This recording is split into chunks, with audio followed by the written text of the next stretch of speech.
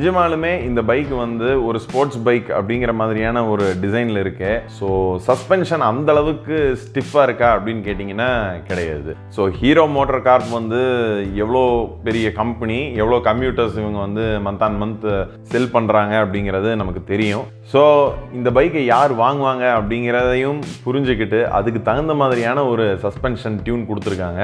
ரொம்ப நல்லா இருக்குங்க. அதாவது வந்து இந்த வண்டியோடைய கிரவுண்ட் கிளியரன்ஸுங்கிறது 160 mm அண்ட் சஸ்பென்ஷனுமே வந்து பார்த்தீங்கன்னா ரோடில் இருக்கக்கூடிய அண்டுலேஷனாக இருக்கட்டும், பேட் பேட்சாக இருக்கட்டும், இது எல்லாத்தையும் அட்டகாசமாக அப்சர்வ் பண்ணிக்குது. ரைடரோட ஷோல்டருக்கோ எல்போக்கோ டைரெக்டாக அந்த ஃபீட்பேக்கை அனுப்புறதில்ல. ஸோ அந்த அளவுக்கு ரொம்ப நல்லா இருக்கு இந்த வண்டியோடைய ஃப்ரண்ட் சஸ்பென்ஷன். ரியர் அப்படிங்கிறது வந்து பார்த்தீங்கன்னா ஆப்வியஸ்லி கொஞ்சம் அந்த ஸ்போர்ட்ஸ் பைக்குக்கான செட்டிங்ல இருக்கு தான் செய்யுது. பட் ரொம்ப மோசமாக இருக்கு அப்படின்னு நான் சொல்லலை.